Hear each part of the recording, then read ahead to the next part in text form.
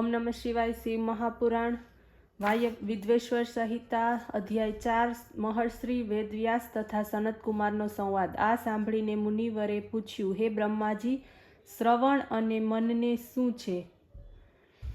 કીર્તન કેવી રીતે થાય છે? બ્રહ્માએ કહ્યું, ઈશ્વરના રૂપ, ગુણ, નામ અને તેની લીલામાં રુચિ વધારનાર જપ કરવા, મનમાં અનુસંધાન ભગવાનમાં રાખવું, તેનું નામ મનન છે. દેવાધિદેવ મહાદેવ અથવા શિવ નામનો નિરંતર જપ કરતા રહેવું તે કીર્તન છે. શિવ ભક્તિ સંબંધી શબ્દોનું શ્રવણ કરવું, તેને ચિત્તમાં સ્થિર કરવા તે શ્રવણ છે. સત્સંગમાં ભગવાન શિવની લીલાનું શ્રવણ અને કીર્તન કરવું. જો મનન થાય તો તે અતિ ઉત્તમ કહેવાય. તેનાથી આત્મા પવિત્ર થાય છે. સૂત પુરાણીજીએ કહ્યું, હે મુનિઓ, હું તમને આ વિષયમાં એક પ્રાચીન વાત સંભળાવું છું. સાવધાન થઈને તે સાંભળો. એક સમયે સરસ્વતીના કિનારે મારા ગુરુ વેદવ્યાસ તપ કરતા હતા. ત્યાં સનતકુમાર આવ્યા. તેમણે પૂછ્યું કે, હે ભગવાન વેદવ્યાસ, શિવજી તો પ્રત્યક્ષ રૂપે સર્વને સહાય કરનારા છે, પછી આપ તપ શા માટે કરો છો? વ્યાસજીએ કહ્યું, મુક્તિને માટે. ત્યારે સનતકુમાર બોલ્યા કે મને પણ આવો જ ભ્રમ થયો હતો. આવું જ વિચારી હું મંદ્રાચલ તપ કરવાને માટે ગયો, પરંતુ જ્યારે શિવજીની આજ્ઞાથી નંદિકેશ્વર મારી પાસે આવ્યા, તેમણે કહ્યું કે શિવજીના શ્રવણ, કીર્તન અને મનનથી મુક્તિ પ્રાપ્ત થાય છે. ત્યારે મારો ભ્રમ દૂર થયો. તેથી હે ભગવાન, આપ પણ તે પ્રમાણે કરો. આમ કહીને સનતકુમાર ચાલ્યા ગયા. ઋષિએ સૂતજી પૂછવા લાગ્યા, જે શ્રવણ, કીર્તન અને મનન નથી કરતા તે પ્રાણીની મુક્તિ કેવી રીતે થાય? હે મુનિ, કૃપા કરીને અમોને એ રહસ્ય જણાવો, જેથી અજ્ઞાની જીવો પણ તે જાણીને મોક્ષ મેળવવાની માટે લાયક થાય.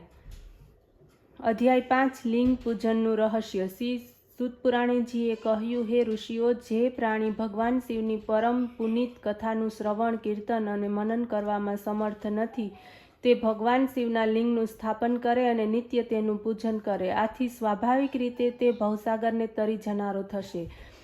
ત્યારે મુનિઓ પૂછવા લાગ્યા, તે કેવી રીતે સંભવ છે? આ પ્રમાણે સમસ્ત દેવતાઓનું પૂજન કેવી રીતે સંભવે? લિંગમાં ભગવાન પૂજનથી શિવજીનું પૂજન કેવી રીતે સમજાય? શ્રી સૂતપુરાણીજી તેના ઉત્તરમાં કહેવા લાગ્યા, હે ઋષિઓ, આ ભેદને સ્વયં મહાદેવજીએ પ્રગટ કર્યો છે. મેં મારા ગુરુ મહર્ષિ વેદવ્યાસ દ્વારા જાણ્યું કે શિવજીનું એક રૂપ અખંડ છે, કારણ કે ભગવાન શિવ સમસ્ત કલાઓનું નિધાન છે. તેથી અખંડ સ્વરૂપ સાકાર પણ બને છે અને સાકાર નિરાકાર હોવાને કારણે તે બ્રહ્મ પણ કહેવામાં આવે છે. તેથી જ તેમના 2 સ્વરૂપો પૂજાય છે. અન્ય દેવતાઓમાં આ તત્વ નથી. આ બ્રહ્મપદ માત્ર શંકરને જ પ્રાપ્ત થાય છે.